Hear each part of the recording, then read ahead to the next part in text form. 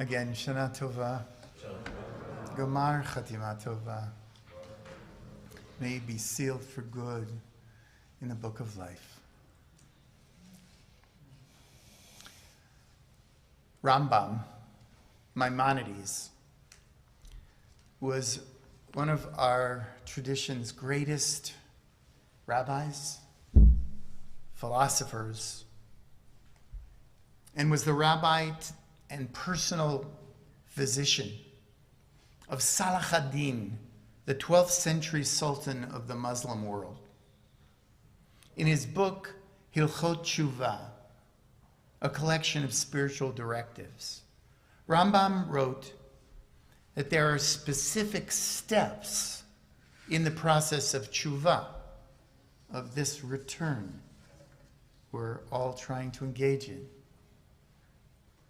He says, 1, recognition of where we have strayed from our path.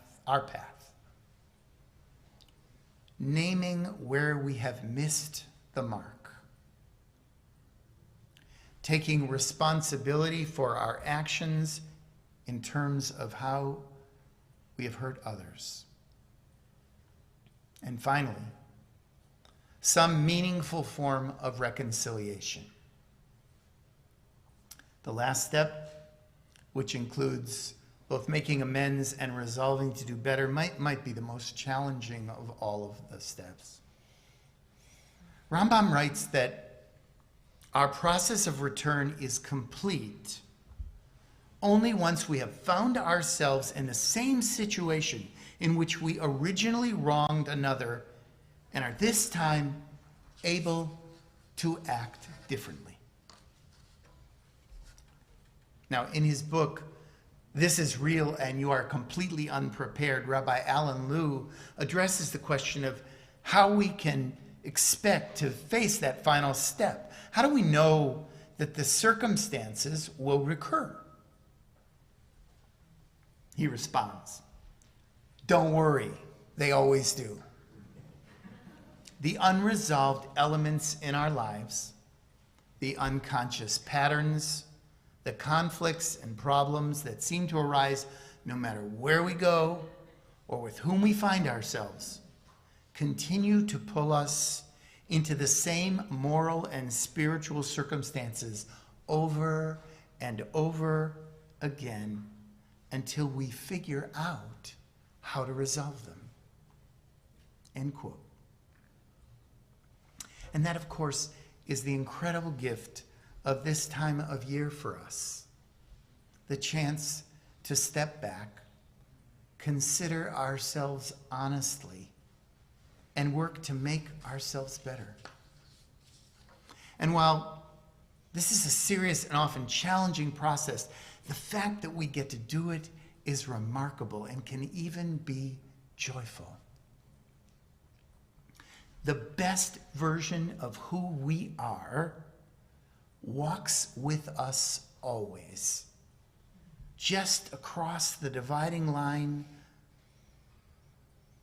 what is from what may be. This notion of tshuva, return, asks us to start by assessing our relationships to ourselves and our loved ones and make necessary course corrections to help us live more authentic lives.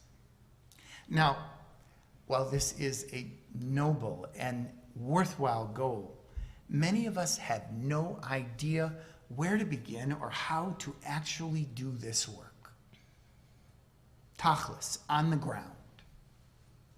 So today, on Yom Kippur, we would like to try something a little different. We will attempt to impart a practical application of how we might do this repair work in real life. This past year, my fiancée Zoe began training as a relationship and intimacy coach.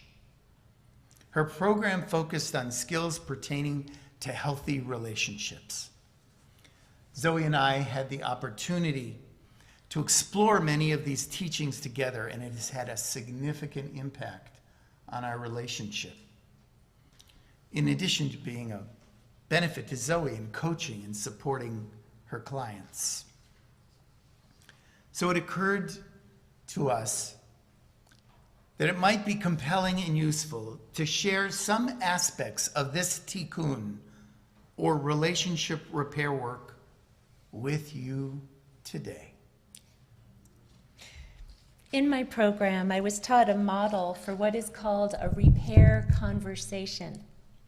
The repair conversation that I was taught has 10 steps, so I think the best way to share it with everyone is to demonstrate.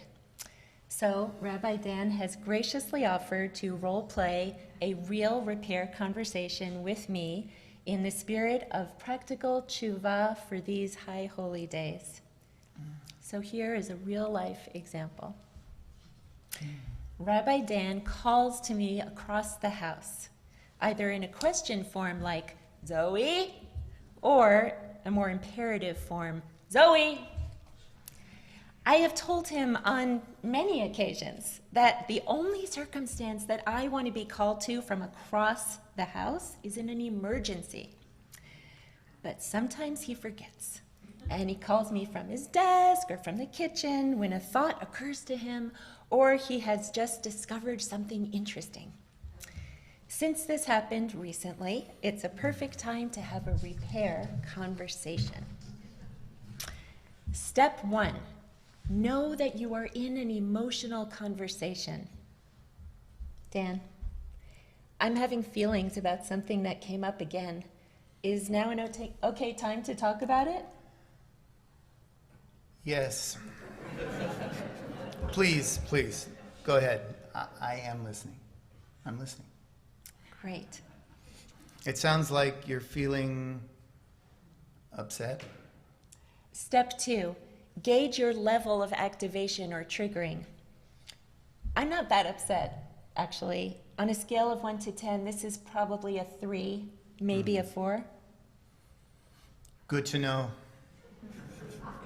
I wouldn't want to have to talk about a 9 or 10 on Facebook Live or in front of the whole community. No, seriously, a 3 to 4 means we can talk about this without major interventions needed. Right. Step 3, remember, you are a good person. You know, when one of us gets our buttons pushed, it can be hard to remember that we are good people. Sometimes when I do something inadvertently that hurts or offends you, I can go pretty easily to a place of feeling bad about myself. And sometimes when you do something that's hurtful to me, I can go to a place of feeling bad about you. I know. So it's really important for you and for me to remember that whatever emotions come up, that you are a good person and so am I. We both mean well, we love each other, and we never hurt each other intentionally.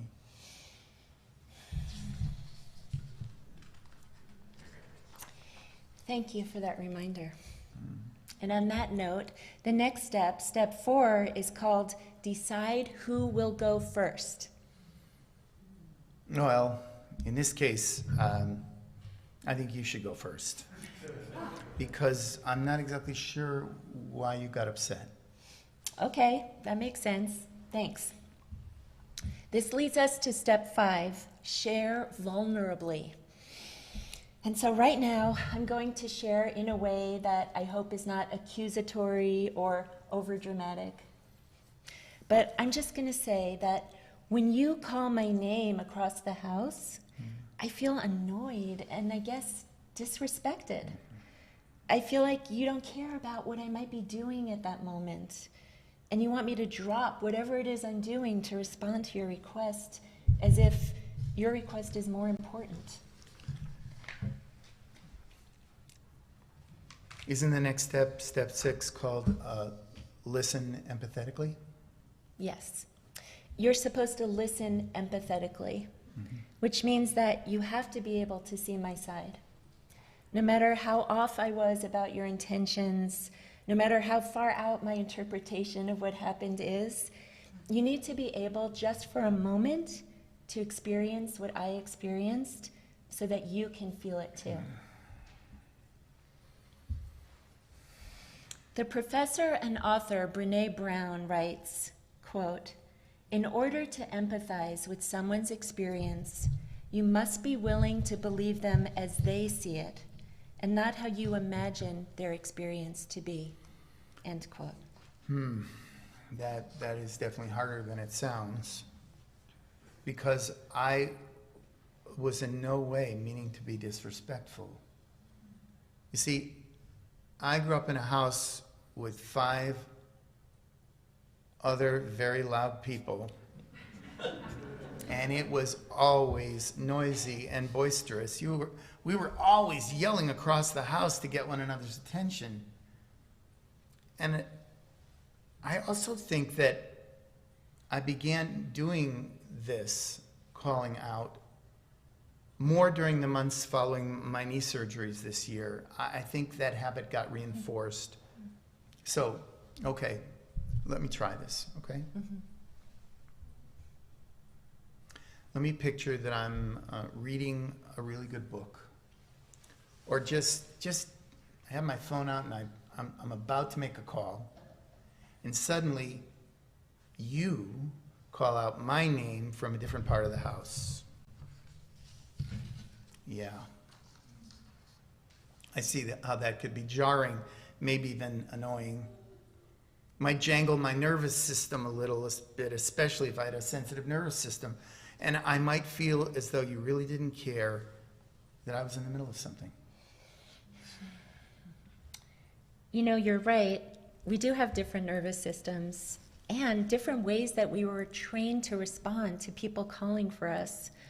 A lot of girls and women are socialized to respond immediately with, "Yes, what do you need?" when their names are called. And that might be hard for a man to imagine. But the next step, step 7, is the hardest one. What's that? It's called cop to it. It's where you acknowledge that, yes, you did do that thing. Okay. Yes. I do sometimes call you from across the house, even when you've asked me not to. Sometimes I forget. And I really do not mean to be disrespectful. I'm just excited about something or want to get your attention so I can share something with you. And yes, I do own this behavior that you find annoying and disrespectful. Thank you. Well, step 8 is called reassure your partner. So what I want to say to you, Dan, is this. Thank you for acknowledging that it's a habit you have and where it came from. That really helps me. I do think it's a habit you could change, although I too could change my reaction to it and not let it bother me in the same way or as much as it does. Just because you called my name doesn't mean I have to drop everything. That's a habit too. So I just want to reassure you that I know you don't mean to hurt me intentionally or disrespect me whenever that happens. You're just excited. As I recall, step 9 is make sure both partners get a turn. Is that right? Yes, that's right. So now it's your turn. My turn. Okay. Well, I've done a lot more talking so far than I think I was supposed to. That's another thing I need to work on. Sometimes I feel like I really do need your attention. And while I certainly wouldn't call it an emergency, I feel sometimes you're awfully quick to take offense. I think you could employ a little more discretion about what is sometimes just exuberant expression on my part. I hear you saying that I can be pretty sensitive and take offense quickly when none is intended, and it's true. And the way that I've sometimes responded to you calling to me is by ignoring you, and thereby ignoring your bid for connection. Mm-hmm. Mm-hmm. Yeah, I've noticed that. I do want to connect, and when you meet with silence, sometimes I feel it's punitive. It doesn't feel good. Yeah. It's interesting because when you call to me, I don't want to shout back.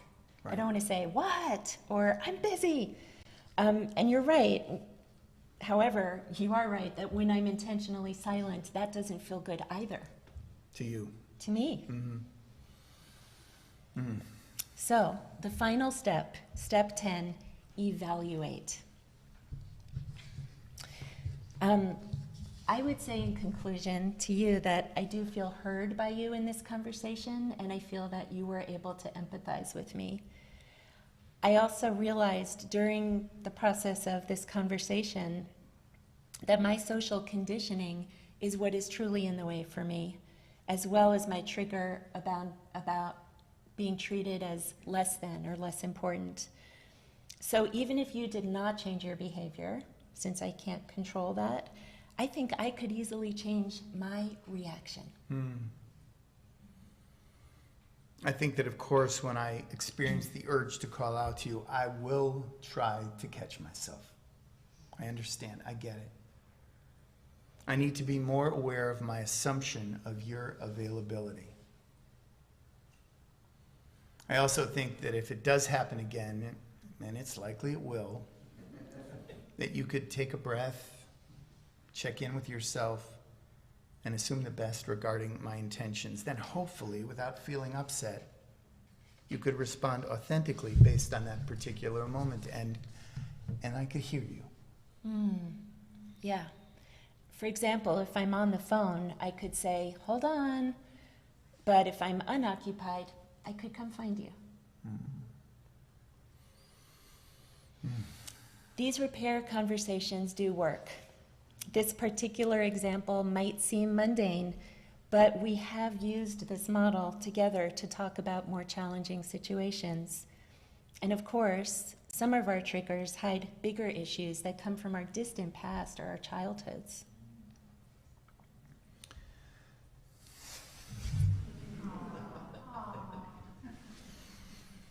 Oh.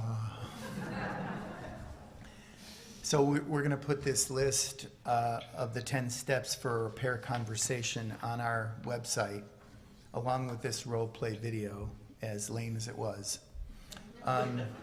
10 steps might feel clunky, but they are a very good guide for this work.